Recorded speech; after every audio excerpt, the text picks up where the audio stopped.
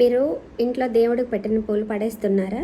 అయితే అలా కాకుండా మీకు ఇంట్లో బాల్కనీలో గార్డెన్ కానీ బయట గార్డెన్ కానీ ఉంటే ఈ దేవుడికి ఉపయోగించిన పూలు మళ్ళీ మొక్కలకి ఎలా వాడాలో చూద్దాము. ఇలాగా వాడిపోయిన పూలన్నీ తీసుకుందాము.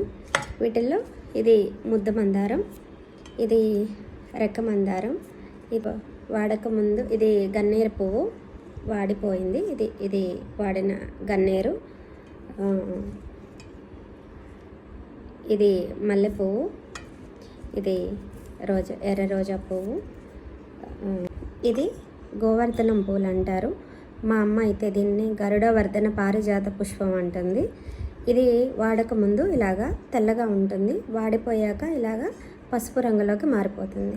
ఈ పువ్వులు ఇంకా ఏ పూలు పెడతామో అవన్నీ మనము కాడలతో సహా వీటన్నిటిని సేకరించి మనం మిక్సీ జార్లో వేసుకుందాము.